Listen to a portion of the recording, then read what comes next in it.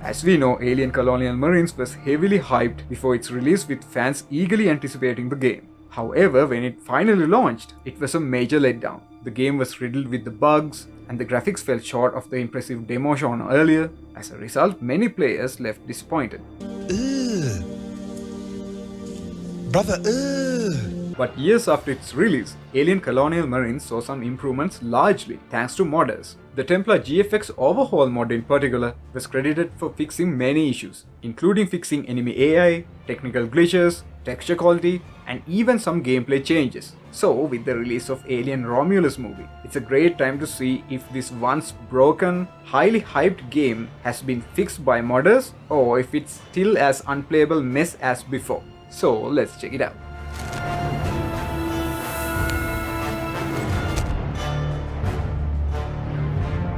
The game begins after the second Alien movie, Aliens. It opens with a distress call from injured Corporal Higgs aboard USS Sulaco, the same ship they were in the Aliens movie. He talks about the disaster on planet LV-426 and asks for assistance. So after 17 weeks, a battalion of Colonial Marines, including our protagonist Corporal Winter, wakes up from cryosleep aboard the USS Sephora. Then they aboard the USS Sulaco, only to find the ship is overrun with xenomorphs, and they end up facing off against mercenaries hired by Weyland-Yutani Corporation as well. They also come across scenes showing remnants of the battles of the second Alien movie, including finding the lower half of Bishop, who was dismembered by the Alien Queen.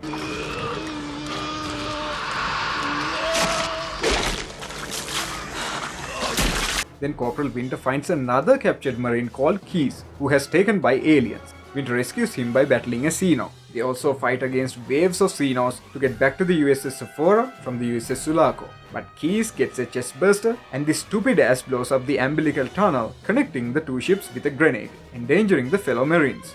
So this forces Corporal Winter and Private O'Neill to get stuck on the USS Sulaco again. Then private mercenaries from Weyland-Yutani Corporation starts attacking the USS Sephora. Corporal Winter and his Marine squad manage to fend off the attack. However, it's too late, as the USS Sephora gets blown to pieces, causing significant damage to the USS Sulaco in the process. Then Winter and surviving members of his squad need to evacuate the Sulaco. They rush to the dropship, but it gets damaged during the escape, and the dropship ultimately crashes on the planet LV-426.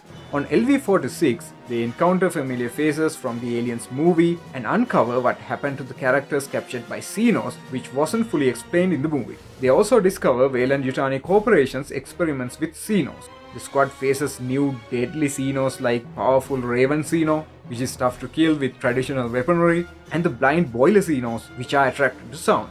Excuse me, sir. A what?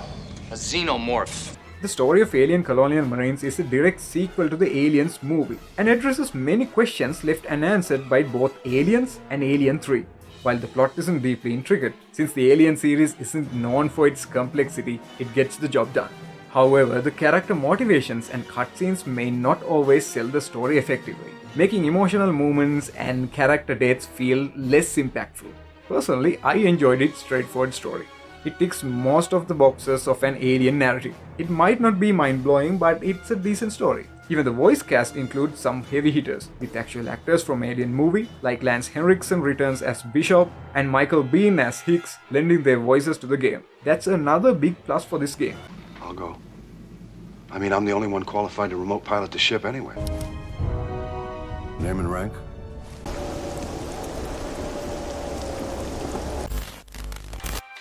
Enjoying yourself, right? Good. Now, I gotta ask you a little favor. Just don't subscribe. But hey, if you can, just watch the video till the end. No, I don't think I will. If you can't stand my stupid voice, no worries. Just put it on mute and let it play. That way YouTube might actually help me out. It'll send a good sign to the algorithm, you know? Got it? Cool. Now let's get back to the video.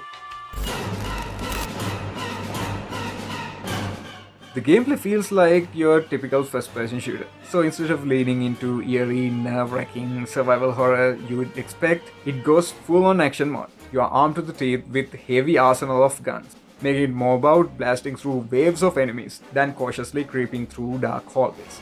You got a health and armor gauges that you really need to keep an eye on to stay alive. And unlike games like Call of Duty or Killzone, there's no full regenerating health in Colonial Marines. You got a traditional health bar, but with a bit of a twist.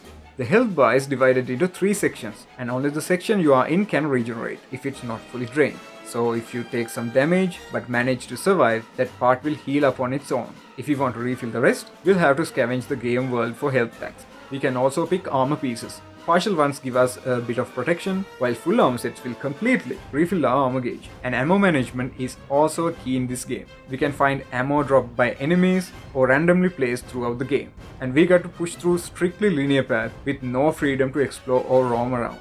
The game keeps us on straight track, leaning heavily into its linear design. In addition to the main campaign, the game throws some secondary objectives for each chapter. But there's a catch. We should complete them right then and there, because once we move on, there's no going back.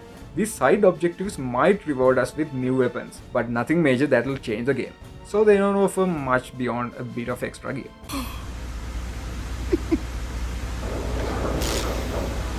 Is that it? And we face waves of Xenos and humans, each requiring different strategy.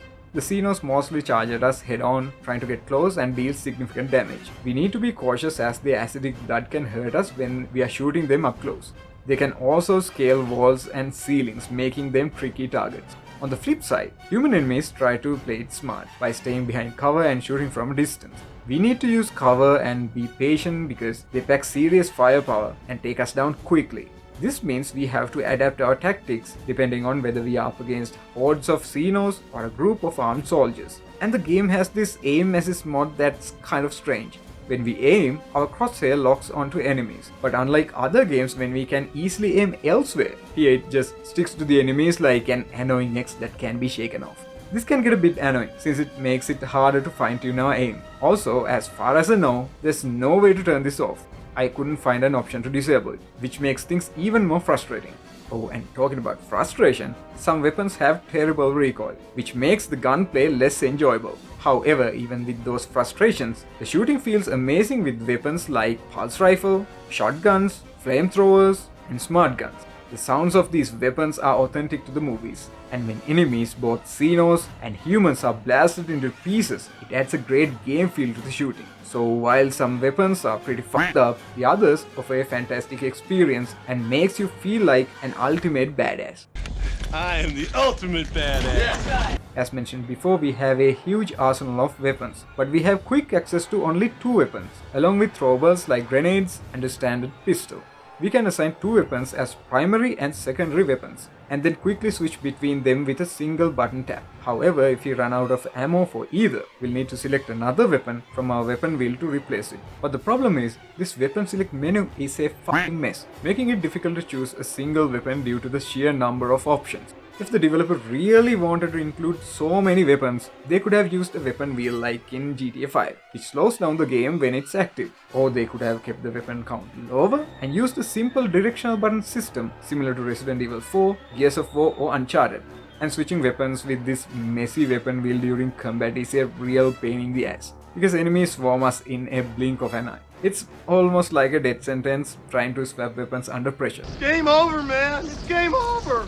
However, most weapons have a secondary fire mod, so we can still use them even if the primary ammo runs out. For example, as assault rifle might run out of ammo, but we can still use its flamethrower or grenade launcher. This feature offers a bit of help during intense combat. And when it comes to difficulty, I'm not sure if this is due to the Templar GFX mod or if the original game was hard, but after the overhaul, the game is definitely not easy. Even on easy difficulty, it feels challenging, which is great.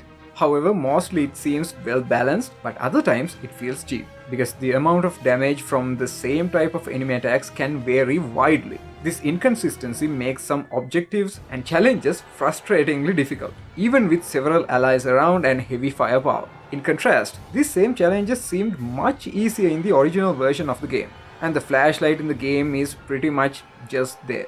It doesn't drain any battery or anything, and enemies don't even react if we shine it on them. But given how dark most of the environments are, the flashlight is crucial. So instead of wasting a button press to turn it on manually, they could have made it automatically turn on or off based on light levels in the environment. So this allows to use that flashlight button for another action in the game. Then the companion AI in the game also pretty fucked up.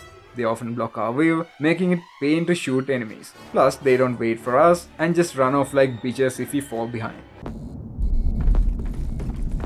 Why are you running? Why are you running? In this module, the Xenos all knew to come here. Why are you running? Sometimes they get stuck in places and can't move forward with us. Even though they shoot at enemies and deal some damage, they mostly feel pretty useless and can be real pain in the ass. The human enemy AI can also be pretty dumb. They can be easily tricked, and sometimes they don't even react when we are right in front of them.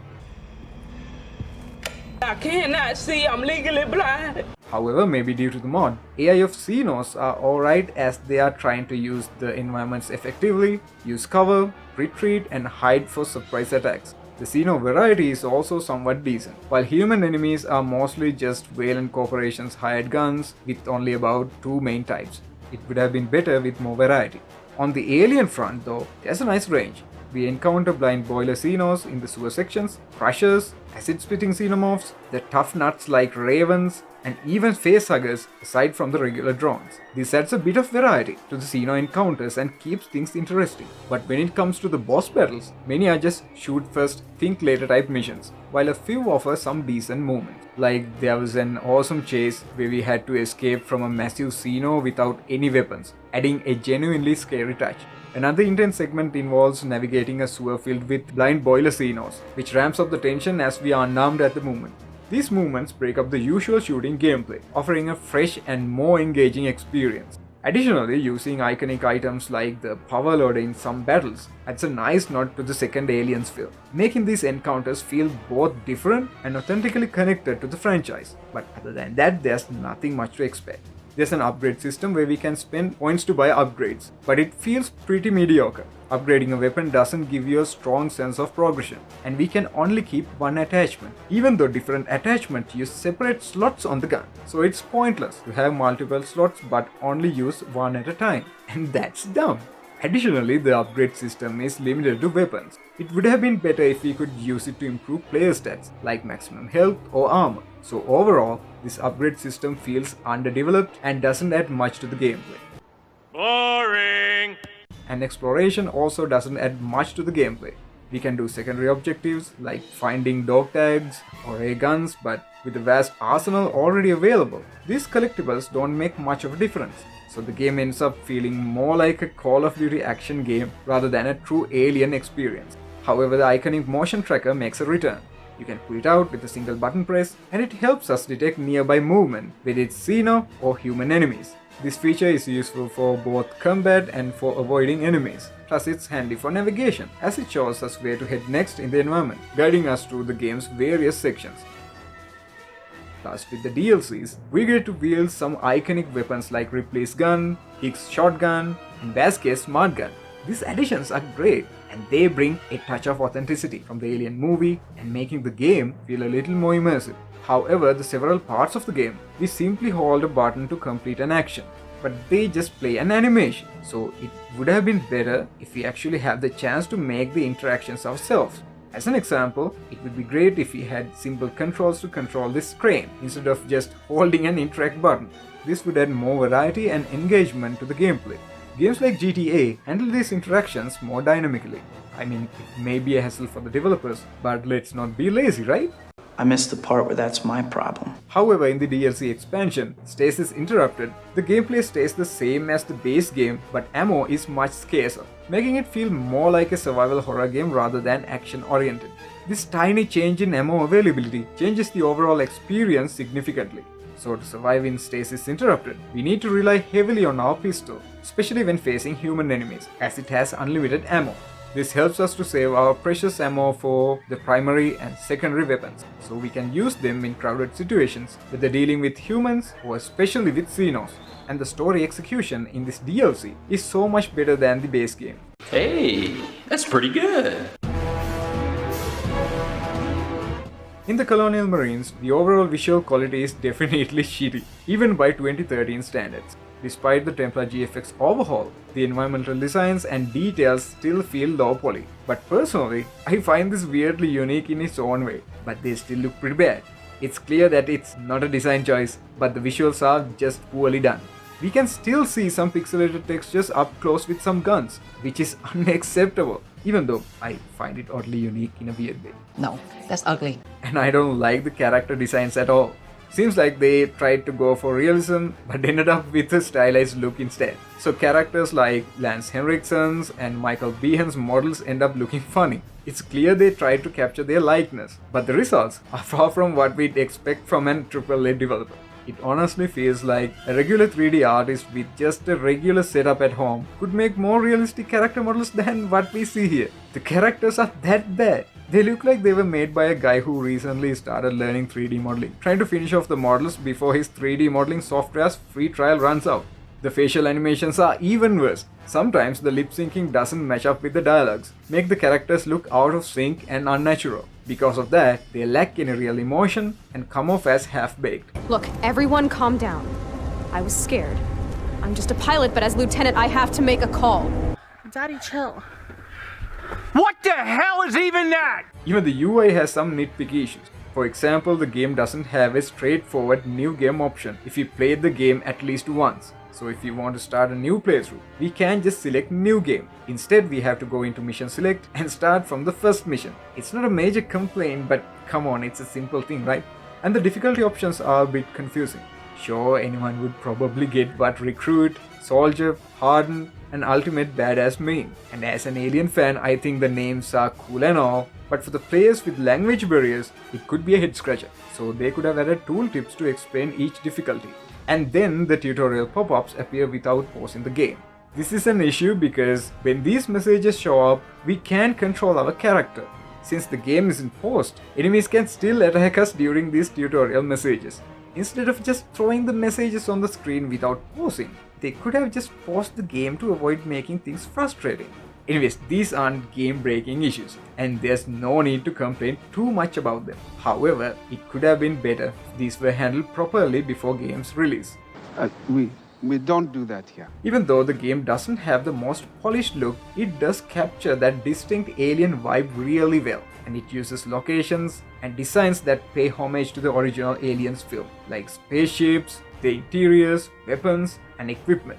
They all have their retro, old-school vibe that fans of original movies will recognize and appreciate. Plus, they have recreated so many locations from Aliens movie. Actually, revisiting these places is incredibly nostalgic, and the environmental variety is also great. Throughout the campaign, we explore various space stations, planets, different facilities, and many more. This diversity in settings is a strong point in the game's level design. Am I a joke to you? Yes, you are a joke. The music and audio effects are highly authentic, effectively enhance the action, with authentic shooting sounds, explosions, and the impact of exploding limbs from both humans and aliens. They capture the feel of the action-packed vibe of the Aliens movie and maintain the overall alien atmosphere. This authenticity in music and audio effects makes the game enjoyable. However, the game is still infested with bugs even after the Templar GFX Overhaul. While it fixed some issues, it also introduced few new ones. The worst one I encountered was in Chapter 4, where a hallway section spawns infinite Xenos.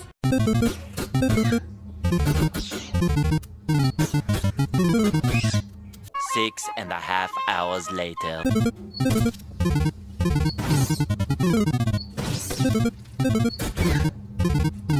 And O'Neill, my teammate, gets stuck like a bitch, preventing any progress. This seems to have been introduced with the overhaul, as it didn't occur in the original version. However, according to the internet, some suggest forcing our way through that section until we hit the next checkpoint will fix the issue. But in my experience, once I cleared out Xenos in that hallway and paused the game for about 5 minutes, O'Neill eventually unstuck himself and started following me. This helped me to stay alive and allowed me to reach that next checkpoint without further issues. So you might want to try pausing the game like I did, or there's no shame using a trainer for infinite health or armor just to get past that frustrating section. And the final boss battle feels like a joke. Instead of creating an engaging challenge, we just have to push a few buttons to finish it off. It was clear Gearbox was creatively bankrupt when designing that battle. Oh, brother, this guy stinks! Even though the game has some setbacks, it genuinely has some good segments, and after installing the Templar GFX Overhaul Mod, we can see beneath that bad game, there's something that can be salvaged and turned into something great. While the mod has already done a lot to transform Colonial Marines into a better game, it also introduced new bugs, even as it fixed so many existing ones. I mean, even modders can't just change a whole game into something completely different, right? True. So they have done their best with this game and did a tremendous job. Especially with the Templar GFX mod, it's definitely a game that can be enjoyed. But there's still work to be done to fully enjoy the game from start to finish. So Aliens Colonial Marines has its moments. However, even with the mods, it's still a flawed game. It's not quite mediocre, but it's close. Thankfully, at least we can somewhat enjoy it now. So I'm giving it a decent rating, even though it's hovering near that meh line. So if you are looking for a genuinely good alien game with survival horror elements, this is not the one for you. In that case, check out Alien Isolation or even Alien Dark Descent to scratch that survival horror itch. Actually, I don't know why I didn't cover Alien Isolation in the first place. That game is fantastic and it's criminally underrated. It really shouldn't be, because it's genuinely a great survival horror that will make you piss your pants, and it's already become a cult classic. Anyways, if you enjoyed this video, give it a thumbs up, and I'll see you in the next one. So stay frosty, Marines. That's it, man. Game over, man. It's game over.